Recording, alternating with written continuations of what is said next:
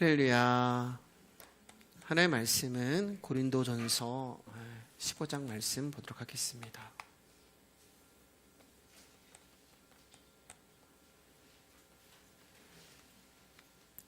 고린도전서 15장 1절에서 11절까지 말씀입니다. 고린도전서 15장 1절에서 11절까지 말씀이고요. 제가 한 절, 여러분 한 절, 마지막 11절은 같이 읽도록 하겠습니다. 고린도전서 15장 1절에서 11절입니다. 형제들아, 내가 너희에게 전한 복음을 너희에게 알게 하노니 이는 너희가 받은 것이요 또 그 가운데 선 것이라. 너희가 만일 내가 전한 그 말을 굳게 지키고 헛되이 믿지 아니하였으면 그로 말미암아 구원을 받으리라. 내가 받은 것을 먼저 너희에게 전하였노니 이는 성경대로 그리스도께서 우리 죄를 위하여 죽으시고 성경대로 사흘 만에 다시 살아나사 게바에게 보이시고 후에 12 제자에게와 그 후에 500여 형제에게 일시에 보이셨나니 그 중에 지금까지 대다수는 살아있고 어떤 사람은 잠들었으며 그 후에 야고보에게 보이셨으며 그 후에 모든 사도에게와 맨 나중에 만삭되지 못하여 난 자 같은 내게도 보이셨느니라. 나는 사도 중에 가장 작은 자라. 나는 하나님의 교회를 박해하였으므로 사도라 칭함받기를 감당하지 못할 자니라.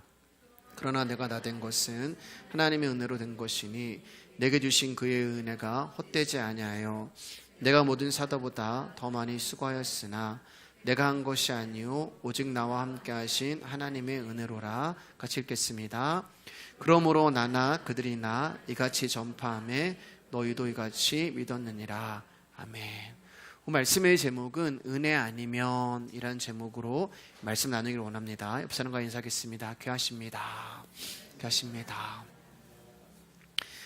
고린도전서 15장을 이제 들어가게 되는데요. 앞으로 한 3번에 걸쳐서 말씀을 전해야 될 것 같습니다. 오늘은 11절까지 말씀을 전하도록 하겠습니다.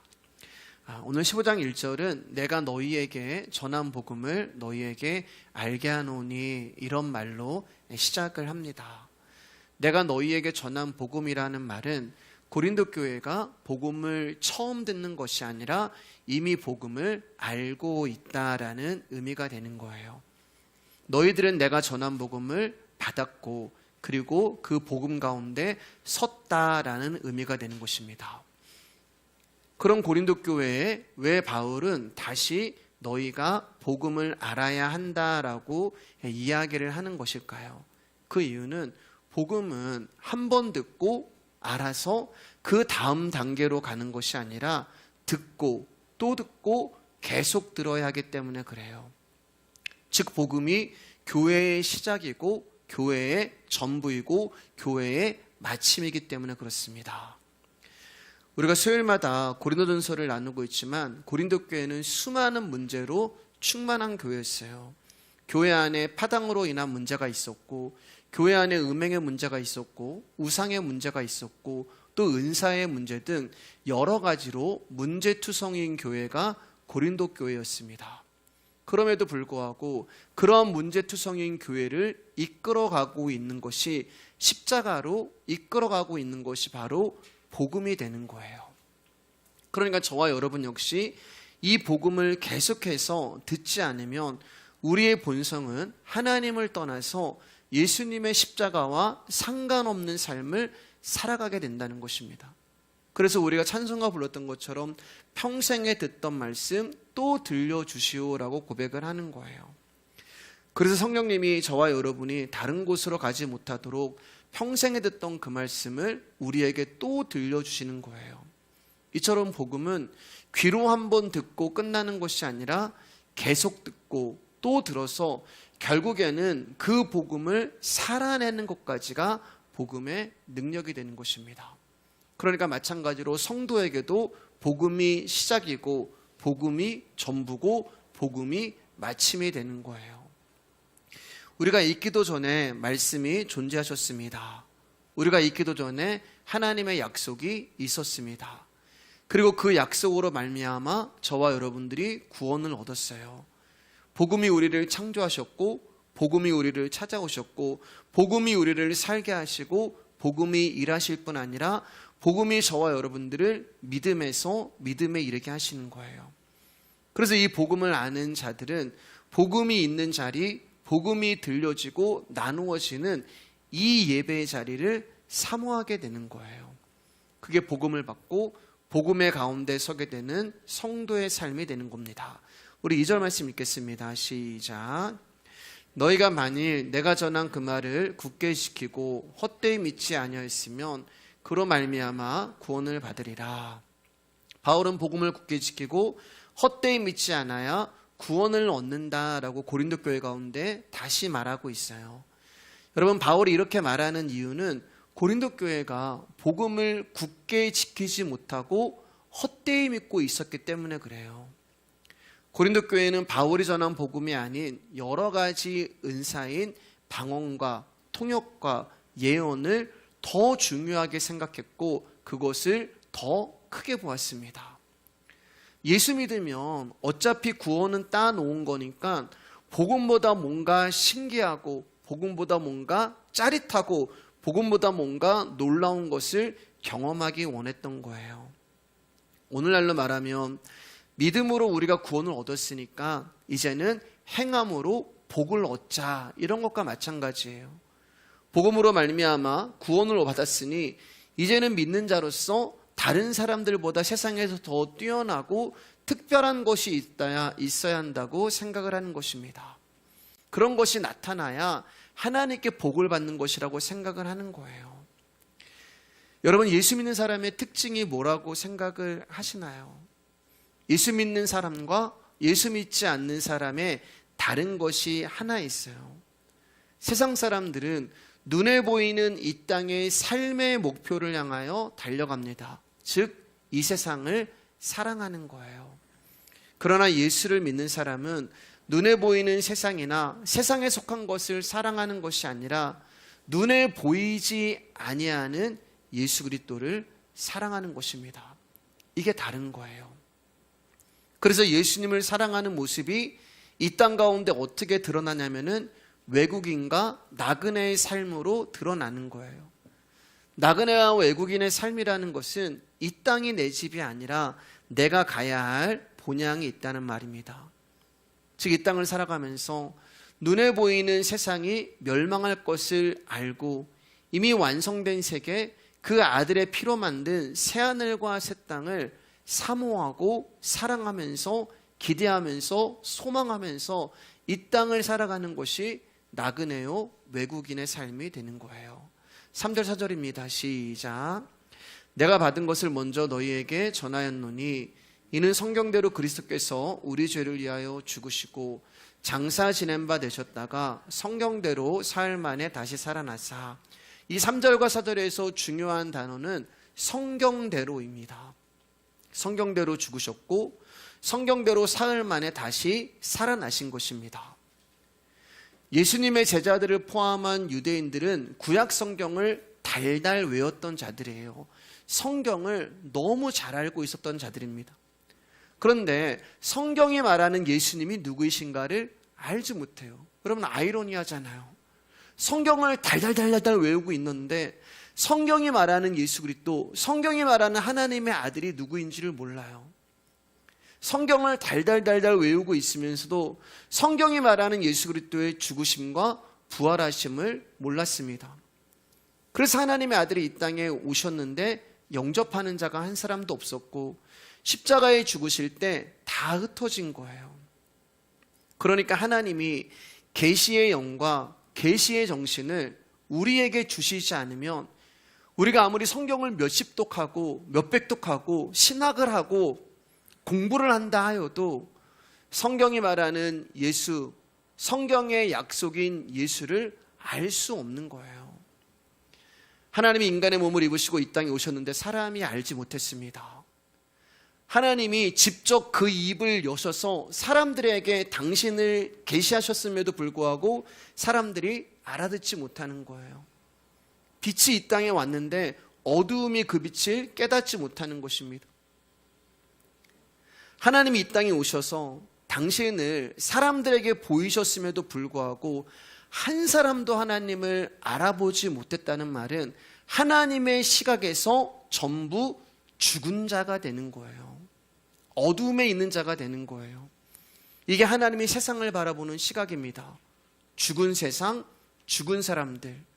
그러니까 저와 여러분 역시 죽은 세상이요, 죽은 사람들이고, 이 죽은 몸을 가지고는 하나님 나라에 갈 수가 없는 거예요. 그래서 복음이 우리를 찾아오신 것입니다. 그리고 복음이 우리 가운데 약속을 주시는 거예요. 어떤 약속이에요? 내가 전한 말을 굳게 지키고 헛되이 믿지 않으면 너희들이 구원을 받을 것이다. 이것은 다 내게 주께 받은 것인데, 성경대로, 그러니까 창세전 약속대로 그리스도께서 우리 죄를 위하여 죽으시고 성경대로 살아나신 것을 믿는 자들은 구원을 받을 것이다. 그런데 이 믿음조차 우리에게서 생성되는 것이 아니라, 만들어지는 것이 아니라 하나님이 선물로 주시는 거란 말입니다. 그래서 뭐예요? 은혜라는 거예요. 그래서 모든 것이 은혜라는 거예요. 우리가 한 것이 아무것도 없어요. 죽은 자들인데 하나님이 이 죽은 저와 여러분들을 하나님 나라에 보내시기 위해서 믿음이라는 생명을 주시고, 복음이 우리를 찾아오시고, 우리 가운데 구원을 주시고, 오직 믿음도 하나님 우리 가운데 선물로 주셨단 말입니다. 오직 믿음, 오직 은혜 가운데 우리가 한 것이 아무것도 없어요. 여러분은 오직 믿음, 오직 은혜라는 단어는 인간을 부정하고 인간의 존재를 부인하는 말이에요. 그러니까 오직 믿음과 오직 은혜는 나라는 존재와 부딪힐 수밖에 없어요. 인간의 본성과 대립되는 것이 오직 은혜라는 말이에요. 여러분, 우리는 하나님의 은혜로 구원을 받았습니다 라고 고백을 합니다. 그런데 사람들은 사실 이 말을 그렇게 좋아하지 않아요. 가만히 한번 보세요, 여러분. 우리가 하나님의 은혜로 구원을 받았지 이렇게 이야기를 하면서도 신앙생활하는 것을 보면은 내 땀 한 방울이라도 들어가야 내가 구원을 얻은 것처럼 신앙생활을 해요. 평생 교회를 다니면서 나의 열심과 나의 헌신으로 하나님 앞에 당당하게 서고 싶은데, 은혜, 근데 그 앞에 오직 은혜, 이런 말이 딱 들어가면은 내가 지금까지 신앙생활하면서 내가 지금까지 쌓아온 마일리지를 부정하게 만들고 무너지게 만들어버리는 말이 되는 거예요. 내가 하나님의 일을 위해, 하나님 나라에서 이렇게 했고 하나님의 교회를 위해서 이렇게 하고 저렇게 하고 이렇게 하고 했는데 오직 은혜로 너 구원받았어. 그럼 내가 한 것이 아무것도 없다는 것이 되잖아요. 나의 공로가 드러나야 되고 나의 열심이 인정을 받아야 되는데, 오직 은혜로 구원받았다는 말은 너 아무것도 아니야, 그런 뜻이 되는 거예요. 그런데 나는 아무것도 아닙니다, 이 말을 우리가 싫어하는 거예요. 당신은 아무것도 아닙니다, 이 말을 부정하는 거예요. 왜 목사님 자꾸 우리가 아무것도 아니라고 이야기해요? 왜 우리의 자존감을 그렇게 무너뜨려요? 우리가 기도하고 우리가 하나님의 일을 위해서 일을 하는 거지, 그래서 하나님이 기뻐하는 것이지, 그런 은혜가 아니란 말이에요. 그래서 오직 은혜는 나의 본성과 대립이 되는 것입니다. 우리 10절 말씀 한번 읽어볼게요. 시작. 그러나 내가 나된 것은 하나님의 은혜로 된 것이니 내게 주신 그의 은혜가 헛되지 아니하여 내가 모든 사도보다 더 많이 수고하였으나 내가 한 것이 아니요 오직 나와 함께 하신 하나님의 은혜로라. 바울이 말하기, 자신이 다른 사도보다 더 많이 수고하였다고 이야기를 합니다. 복음을 전하다가 다른 사도보다 더 많이 수고했고, 복음을 전하다가 다른 사도보다 더 많이 매도 맞았고, 복음을 전하다가 다른 사도보다 더 많이 고생도 했고, 복음을 전하다가 다른 사도보다 더 많이 배고픔과 더 많은 외로움과 더 많은 고생을 했다는 얘기예요. 근데 그게 뭐라고 얘기해요? 전부 하나님의 은혜다. 복음 전하는 게 수고로운 일이고 고생스러운 일이고 고난의 일인데 그게 은혜라고 고백을 하는 거예요. 이처럼 복음은 나라는 존재를, 나의 수고를 하나님의 은혜 앞에서 없어지게 만들어 버리는 것입니다. 나의 수고는 없어요. 내가 한 것이 없어요. 그 자리가 매맞는 자리라 할지라도, 그 자리가 고생하는 자리라 할지라도, 그 자리가 사람들에게 환영받지 못하고 인정받지 못하는 자리라 할지라도 복음이 전해지는 곳이라면 전부 하나님이 하신 곳이고 하나님의 은혜라는 거예요. 그래서 바울이 나의 시작도 은혜요, 나의 마침도 은혜다라고 고백을 하는 것입니다. 그럼 바울만 이럴까요? 하나님은 저와 여러분에게도 동일하게 은혜만 남고 은혜만 고백되는 그 자리까지 우리의 인생을 끌고 가실 거예요. 히브리서 11장 39절 40절입니다. 시작. 이 사람들은 다 믿음으로 말미암아 증거를 받았으나 약속된 것을 받지 못하였으니 이는 하나님이 우리를 위하여 더 좋은 것을 예비하셨은즉 우리가 아니면 그들로 온전함을 이루지 못하게 하려 하심이라. 여러분, 하나님 나라는 늙으면 가는 나라가 아니에요. 죽어서 가는 나라가 아니에요. 우리는 몸이 너무 아프고 내가 이제 늙으니까 정말 고통도 없고 눈물도 없고 아픔도 없는 하나님 나라 가야지 그렇게 소망하는데 그런 하나님 나라가 아니에요. 나는 이 땅에서 가난한 삶을 살고 이 땅에서 배고픈 삶을 사는데 하나님 나라는 금으로 쫙 깔려있고 은과 각종 보화가 다 돼 있다고 그래서 하나님 나라 가는 거 아니에요. 그런 하나님 나라는 없습니다. 여러분, 우리가 하나님 나라를 소망하고 그곳을 향하여 한 걸음씩 걸어가는 것은 하나님이 우리를 위하여 더 좋은 것을 예비하셨기 때문에 그래요. 그 좋은 게 뭐예요? 예수 그리스도란 말이에요. 하나님 나라는 예수님이 계시기 때문에 가는 거예요. 내 주 예수 모신 곳이 그 어디나 하늘나라가 되는 곳이지 금은보화가 있어서 가는 곳이 하나님 나라가 아니란 말입니다. 예수님이, 하나님이 우리를 위하여 준비하신 더 좋은 것이 되는 거예요. 그리고 이 예수님이 누구이신가를 알려주는 것이 복음이고 은혜란 말이에요. 부활은 죽지 않고 영원히 사는 것을 말하는 것이 아닙니다. 또 천국도 내가 원하는 게 다 갖추어져 있는 것이 아니에요. 예수님과 함께 있는 것이 부활이고 예수님의 사랑 안에서 영원을 살게 되는 것이 하나님 나라가 되는 거예요. 자, 5절 9절입니다. 시작. 게바에게 보이시고 후에 12 제자에게와 그 후에 500여 형제에게 일시에 보이셨나니 그 중에 지금까지 대다수는 살아있고 어떤 사람은 잠들었으며 그 후에 야고보에게 보이셨으며 그 후에 모든 사도에게와 맨 나중에 만삭되지 못하여 난 자 같은 내게도 보이셨느니라. 나는 사도 중에 가장 작은 자라. 나는 하나님의 교회를 박해하였으므로 사도라 칭함받기를 감당하지 못할 자니라. 예수님이 부활하셨을 때 부활하신 주님을 베드로가 만났고 12 제자에게 보이시고 500여 명의 제자들에게 보이시고 그리고 그 중에 예수님 당시에 어떤 자들은 잠들었지만 어떤 자들은 살아있었고 그 후에 야고보에게도 보이셨고 그리고 맨 나중에 바울에게 보이셨다고 말씀하고 있어요. 바울이 지금 예수 그리스도의 부활을 목격한 사람들과 자신에 대하여서 이야기를 하는 이유는 고린도 교회들 중에 부활이 없다고 하는 자들이 있었기 때문에 그래요. 여러분, 오늘날 우리가 이제 유튜브를 보고 인터넷을 보고 하면은 부활하신 예수님을 만났다는 사람들이 종종 등장을 합니다. 그런데 여러분, 8절에 분명히 바울이 뭐라고 얘기하냐면은 맨 나중에라고 얘기해요. 맨 마지막이라는 얘기예요. 맨 마지막에 바울이 예수님을 만났다고 얘기하는 거예요. 그 말은 그 뒤는 없다는 것입니다. 그러므로 지금 사도 바울 다음에 누가 예수님을 만났어, 부활하신 주님을 봤어, 그런 자들은 다 거짓말하는 자들이 되는 거예요. 자, 그런데 바울이 부활하신 예수님을 만난 것은 바울의 열심이 특별하였거나 그가 다른 사람보다 믿음의 신앙이 뛰어나서 그랬던 것이 아니란 말이에요.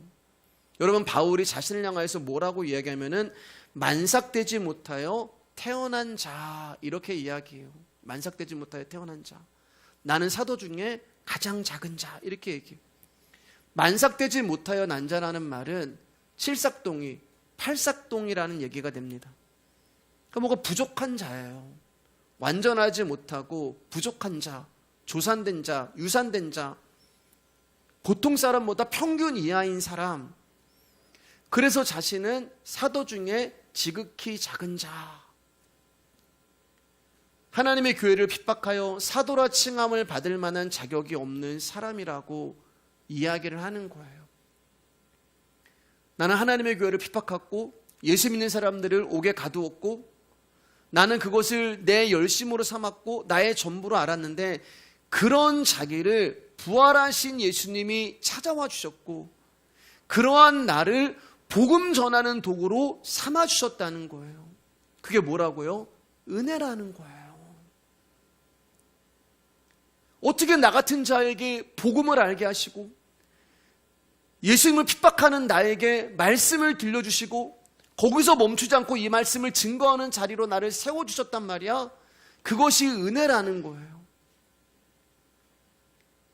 그래서 십자가 앞에서 내가 누구라는 것을 아는 자가 복음을 받은 자의 특징이 되는 것입니다. 그래서 바울은 자기에게 일어난 모든 일들을 은혜로 받아들이는 거예요.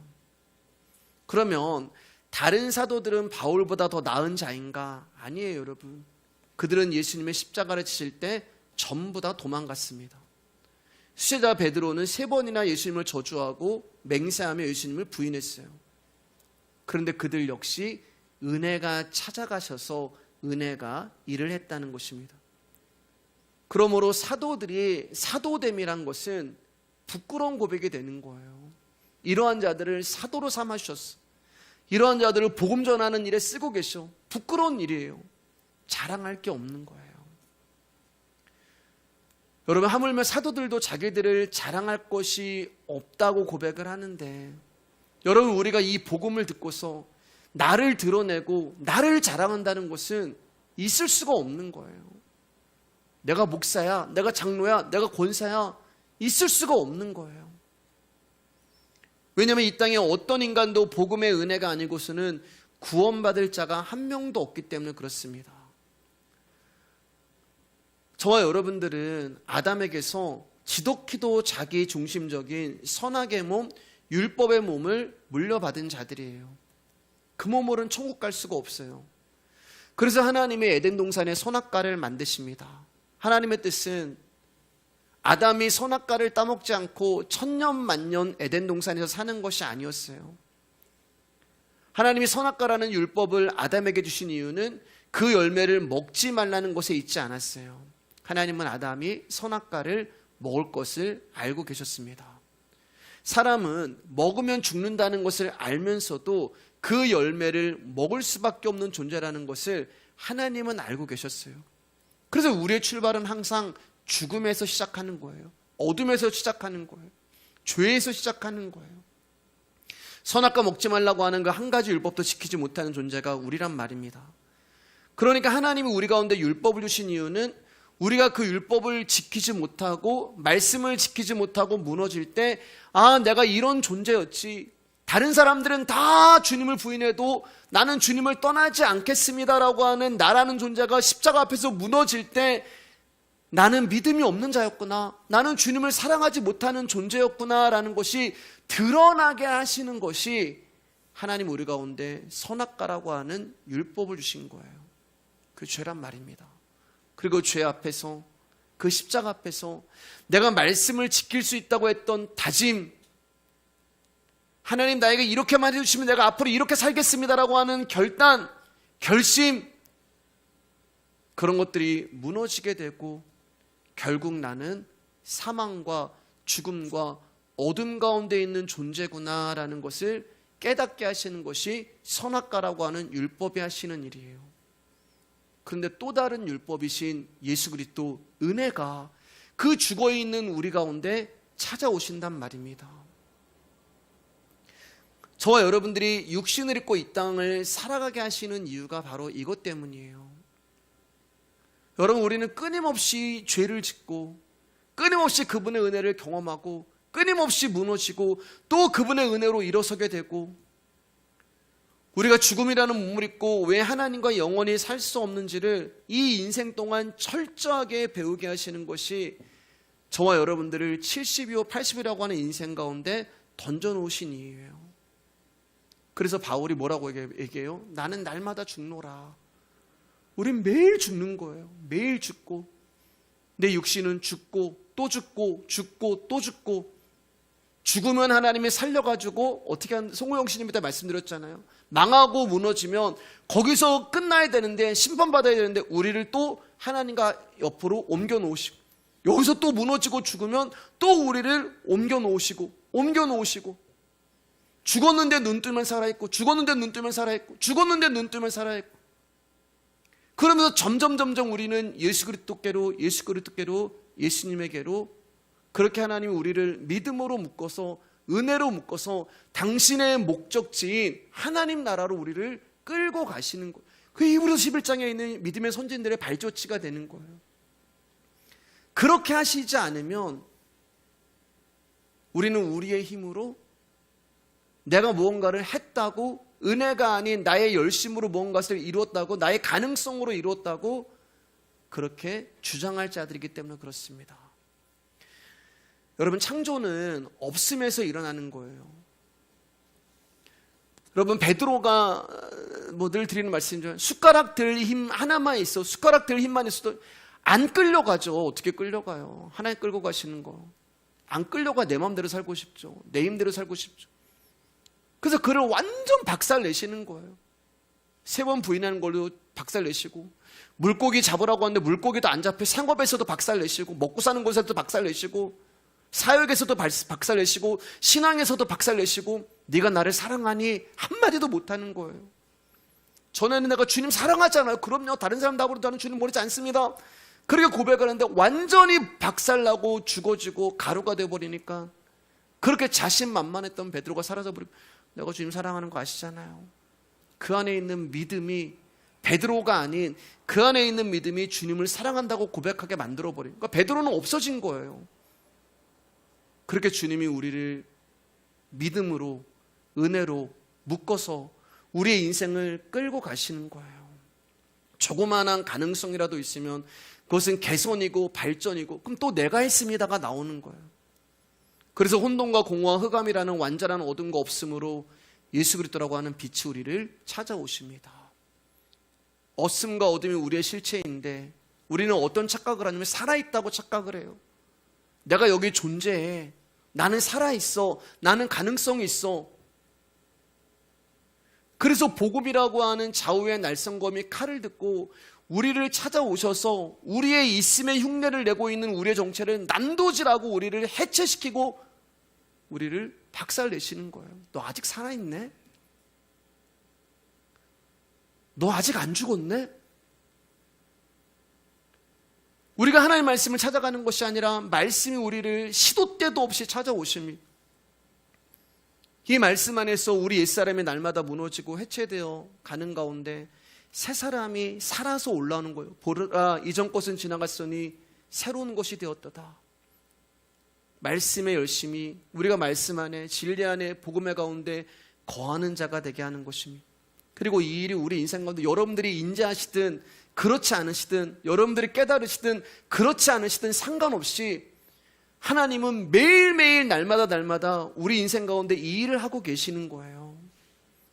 날마다 주어지는 말씀, 하늘에서 내려오는 만나, 광야 인생 내내 따라오는 반석, 그렇게 저와 여러분들을 당신의 피로 사신 교회로 만들어서 오늘도 믿음 안에서 주님이 우리와 동행하고, 나는 믿음으로 안 사는데요, 하나님이 그렇게 우리를 인정해 주신, 아니야, 너 믿음으로 살아가.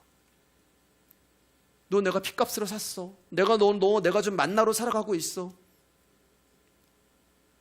그분의 손길과 그분의 마음과 그분의 사랑을 어느 날 온몸으로 느끼면서 살아가게 되는 거예요. 여러분, 성도로서 이 땅을 살아갈 때 성경에서 일어난 말씀의 사건들이 우리의 일상에서 반복하게 일어나는 일들이 더 자주 있어야 되는 거예요. 여러분들은 이제 그렇게 되실 거예요. 더 자주 일어나게 됩니다. 아브라함에게 일어났던 일, 야곱에게 일어났던 일, 요셉에게 일어났던 일들이 전에는 띄엄띄엄 일어났다면 이제는 말씀이 내 안에서 주인되고 말씀의 영역이 내 안에서 커지면 커질수록 그 성경의 이야기가 나의 이야기가 되는 것이 여러분 더 많아지는 거예요. 그러면 전에는 어땠냐? 그런 일들이 일어날 때마다 당황이 되고 하나님 나를 사랑하십니까? 불평이 되고 불만이 됐는데 이제는 어떻게 되냐? 찬송이 나오는 거예요. 평화 평화 하늘 위에서 내려오네. 여러분, 찬송은요 이 땅에 있는 것이 아니거든요. 찬송은 하나님을 찬송하는 거란 말이에요. 하늘의 거예요. 하늘의 거. 땅에는 찬송이 없어요. 그러니까 하늘에서 찬송을 주셔야지만 우리가 찬송을 드릴 수 있는 거예요. 그래서 평화 평화 하늘 위에서 내려오네. 하나님 나라에만 있는, 우리가 마지막 나라에 하나님 나라 가면 그분만 찬송하잖아요. 그 하나님 나라에 있는 찬송이 이 땅으로 내려오셔서 내 안에 찾아오시는 것입니다. 그렇게 점점 저와 여러분들은 이 세상과 분리된, 이 세상과 다른 구별된 거룩의 사람으로 변화가게 되는 거예요.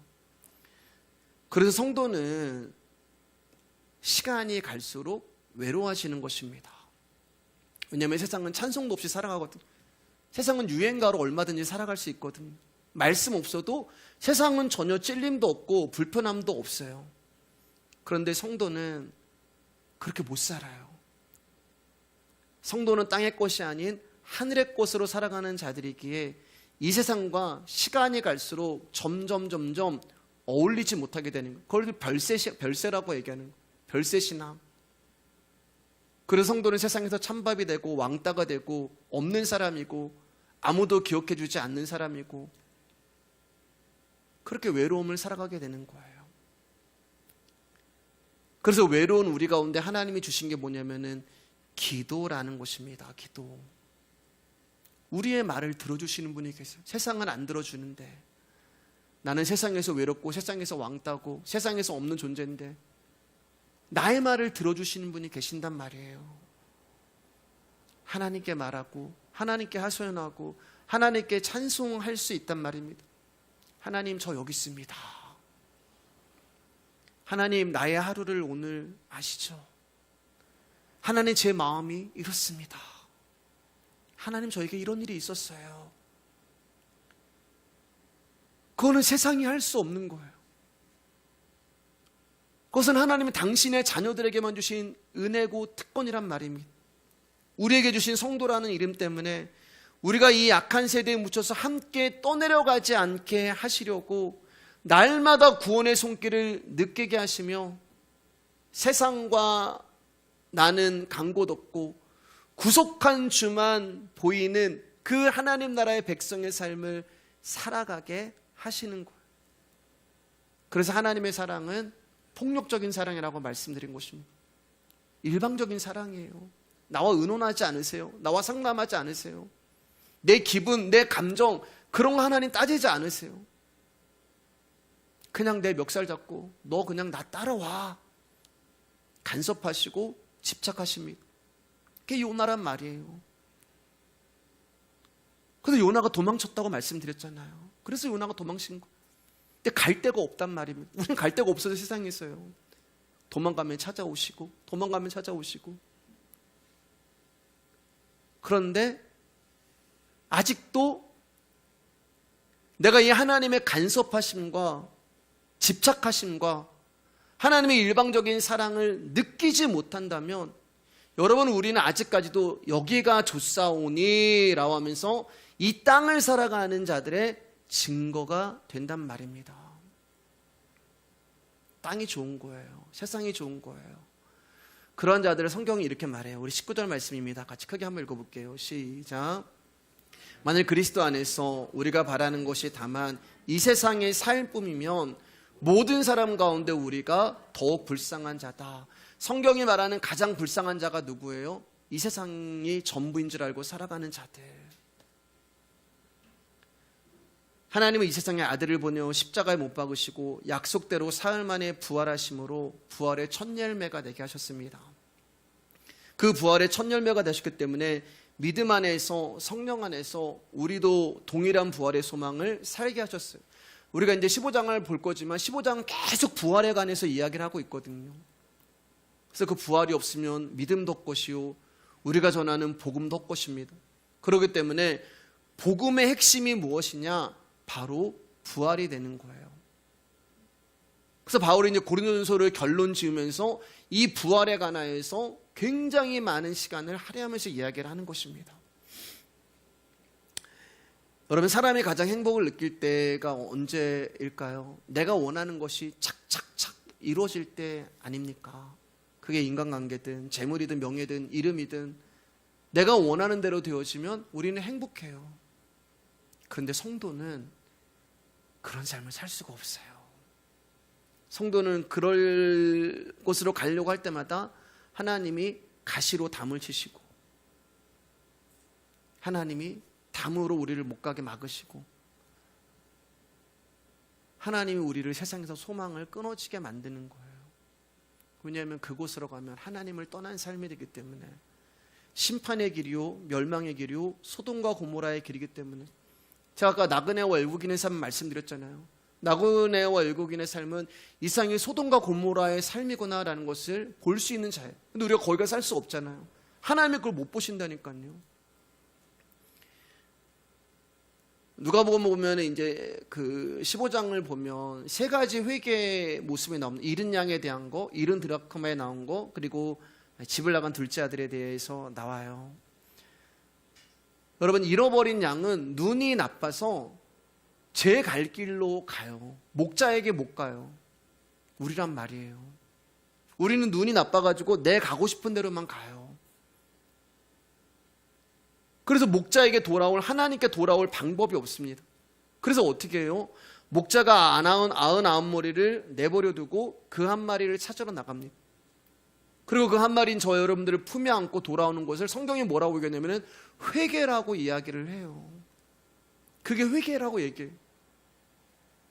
내 마음대로 살아가는 저와 여러분들을 하나님이 복음에 찾아오셔서 당신의 아들로 만들어 버리는 것, 그게 회개란 말이에요.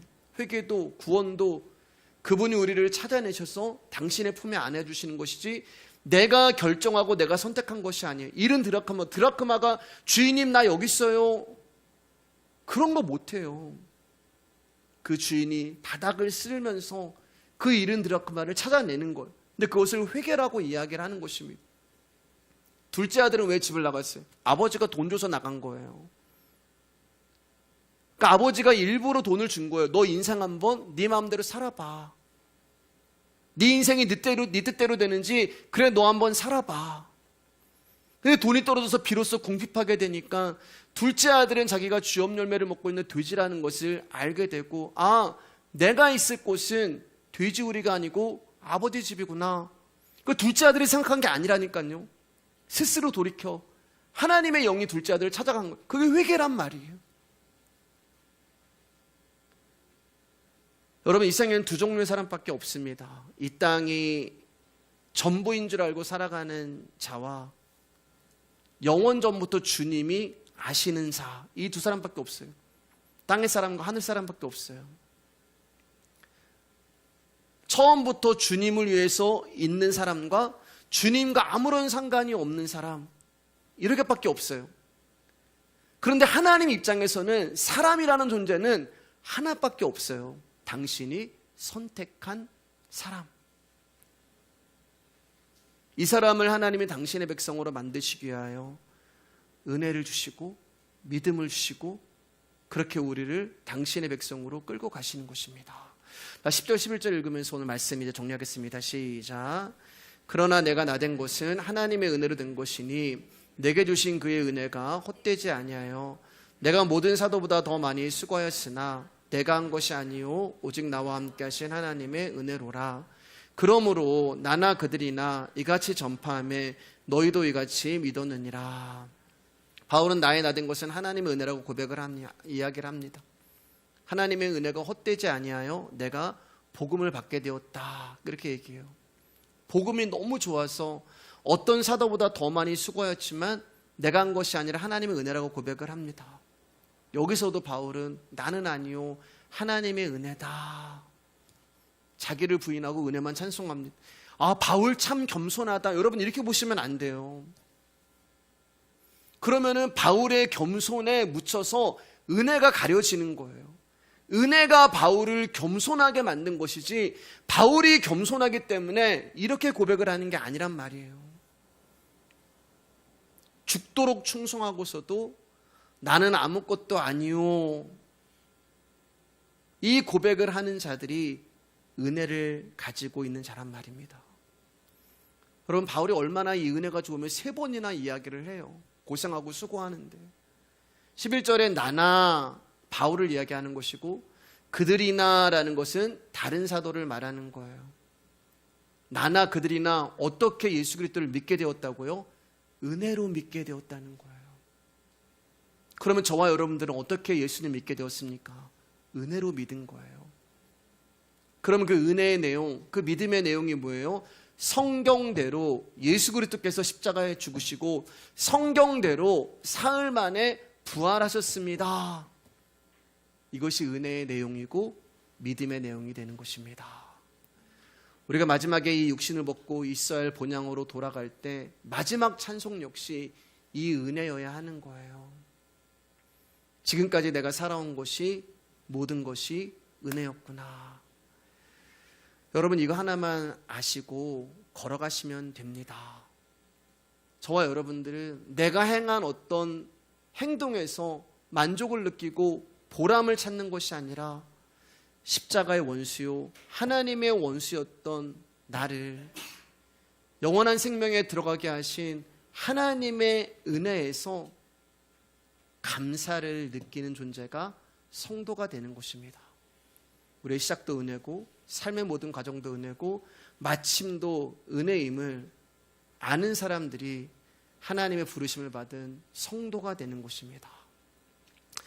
여러분, 많이 힘들고 은혜로 살아가고 믿음으로 살아가는 것이 아플 것이지만 그 아픔으로 인한 무릎 꿇음이 없다며, 그 아픔으로 인한 하나님 앞에 눈물 흘림이 없다면 여러분, 은혜는 결코 은혜 위에 은혜가 될 수 없는 것입니다. 그 영원한 은혜와 그 사랑에 감사하시고 그 은혜를 찬송하시는 저와 여러분들 되시기를 주님의 이름으로 축복합니다. 오늘은 여기까지 하겠습니다.